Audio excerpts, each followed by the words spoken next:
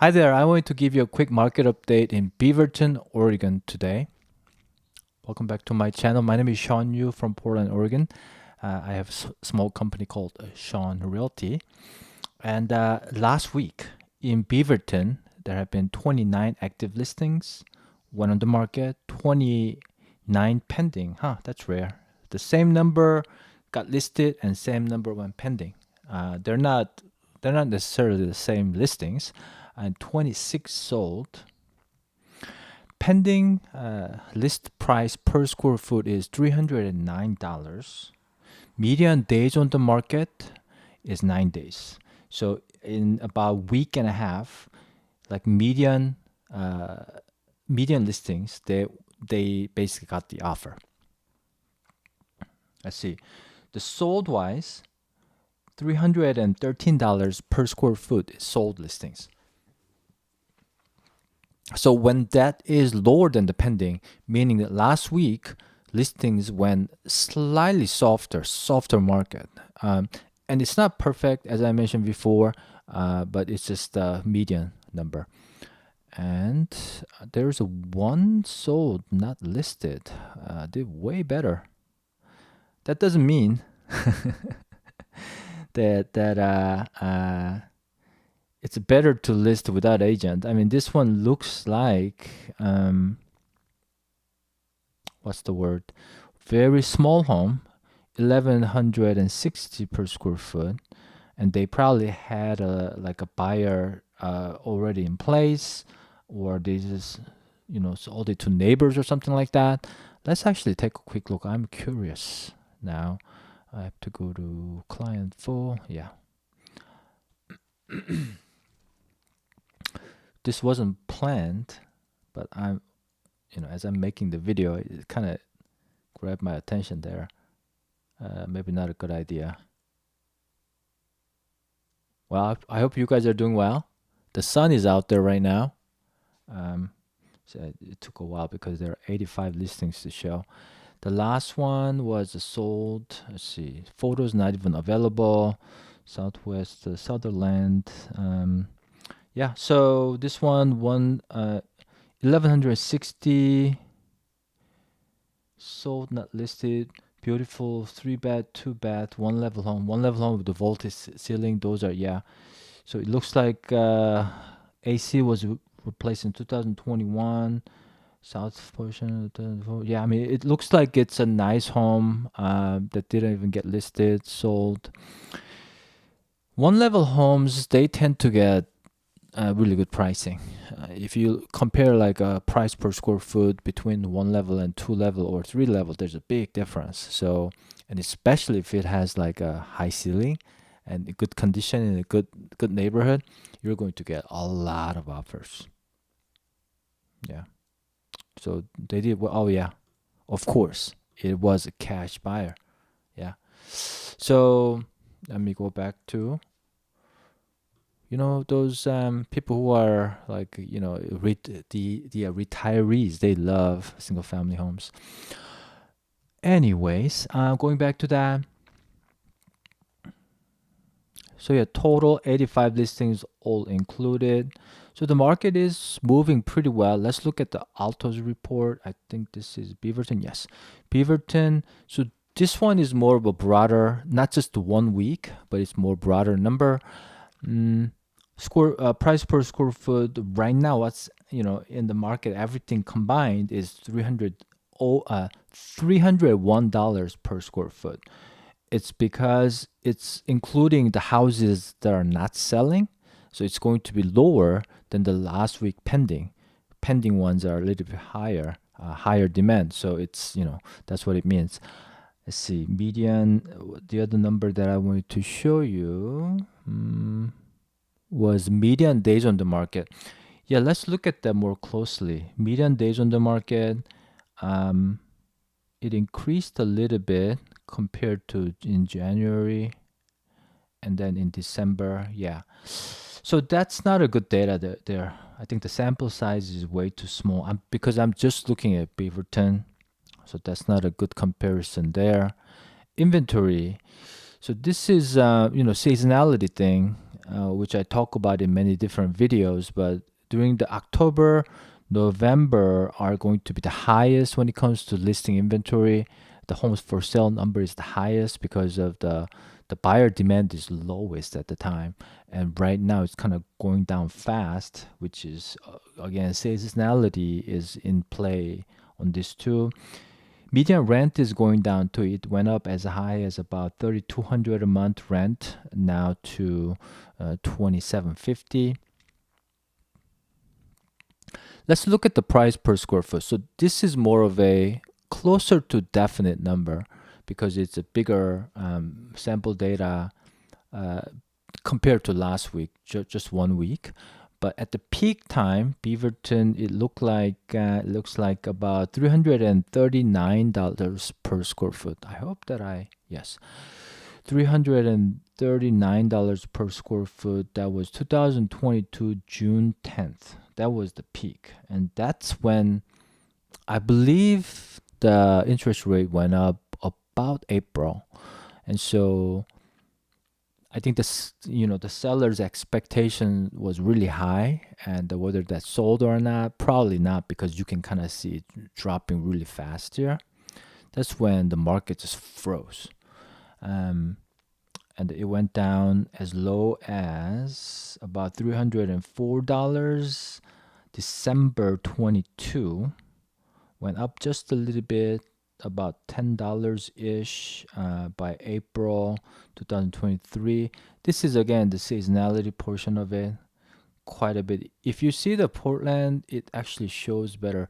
Maybe the Beaverton doesn't follow the seasonality as much, but let's look at the inventory. So this is inventory chart. Let's look at Beaverton one instead of Portland one. Inventory. Yeah, you can kind of see the seasonality wise, the lowest number of listings for sale is like March and April. Here, same thing, like April, it kind of goes into May. In 2022, the lowest was March and April. And in 2021, same thing, March and April. And let's look at the peak. Peak is in 2022 October. Yeah, October and November. It had the most listings. Let's look at 2021 again, October. 2023 kind of later peak in Beaverton market. Peak was around end of November, it looks like, which is rare. And then last year peak was around October, late October, early November, which is typical.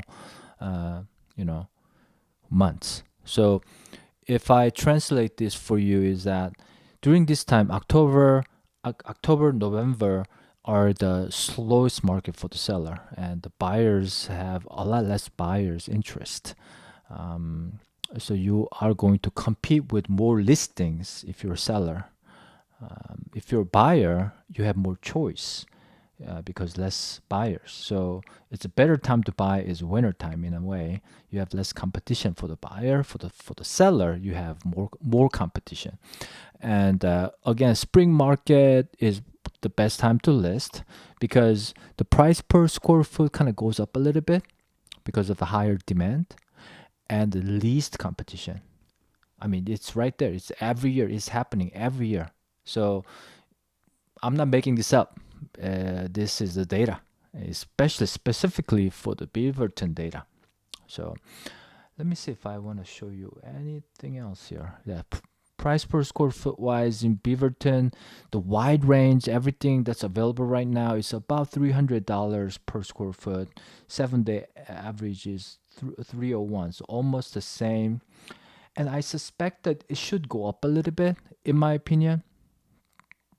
Based on this trend, last about 2 years, we may go back to about 310, maybe 315. It all depends on what kind of listings get listed, but it's kind of like interest rate has a lot to do with it too. The home sellers who want to list, for them, it needs to make sense to sell that house and buy something else, or go out and rent, or go upsize or downsize. and these all dependent on the rate right now because of the about 70, I think 2% of the homeowners in the country, they have less than 5% mortgage rate. And now the mortgage rate is around 6.375%. The 30-year fix is, yeah. So it hasn't changed. I mean, it could change every day, but it hasn't changed for the last about a week or so. And it went down. And in my opinion, I think the interest rate should be staying around low 6%. That's my hope and that's my prediction. I can't guarantee it, but I think the unemployment rate is going up as far as I can see. And if the domestic supply increases, it should control the inflation just a little bit. So based on that, the Fed funds rate should come down, I hope. And maybe that is the indicator because the interest rate went down too. So yeah, that's what I hope. And I think home sellers are like, locked in home sellers are now coming out because of the pain point. They need to they need to upsize or they need to downsize, they need to retire. So that human, needs. Some people divorce, I don't know. But so that is what's going on. So I predict that 310 will be like a good median price per square foot you can expect. But again, real estate is it's more micro, as you know. I just showed you the Beaverton. Beaverton is really wide if you try to pinpoint the price range. Depending on what kind of neighborhood you're living in. Cooper Mountain is going to be very different than like Rock Creek. And so you have to really look at the elementary school boundaries, similar type of homes that you own, and any kind of location or functional obsolescence, whether you have those or not. And some of the homes don't sell because of these obsolescence, and you have to add all that in. And so when you're selling a listing, you find the right price without overpricing, and then getting the feedback from the buyers and buyers agents and making the quick adjustment is going to be a huge, very important selling tactic. And I see often when homes don't sell, there are many reasons why homes don't sell. It's as simple as bad pictures. I actually tweeted about this where, one of those sunset photos, like taking a front photo when it's dark with a sunset background to emphasize the interior lights and big windows.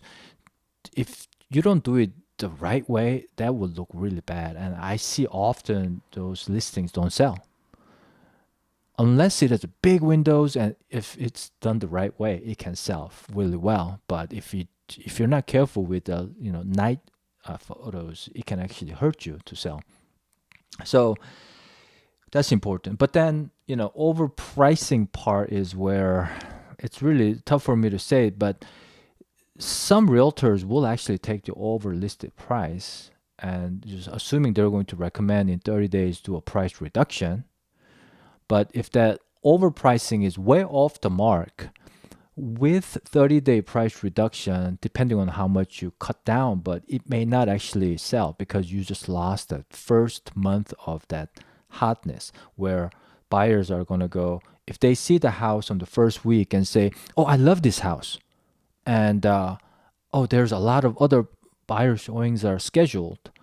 And, price is right because I've been watching this market for the last 6 months. This is a good price. This is a house that I want. It's been only one day. I want to make an offer. And that kind of urgency is going to be lost if the house doesn't sell in the first 30 days. So there's a danger side of overpricing. And so whenever I go to listing appointment, I tell owners that don't just pick an agent because they promise you a higher price. Higher price could actually mean that you sit on the market and you lose that momentum. You have to reset and wait another 8 months. So, anyways, yeah, going back to the market, the it is all about the micro market, pricing it correctly, doing quick adjustments based on the feedback, and that's going to net you the most money when it comes to selling a house. So, if you have any questions about your specific situation, please give me a call at 503 515 4499. You can call or text. And if you have any questions about other things, feel free to leave a comment on my YouTube channel. And if you hit the like button and subscribe, that's going to help my channel greatly. So I appreciate that. Thanks for watching. Have a great day. It's the Wednesday, March 5th. Sun is out, and you can kind of see on my video here. It feels good. I need to go outside, but I wanted to make this video quickly before I go out there. So again, have a great evening, and feel free to reach out to me if you have any questions. Thanks for watching.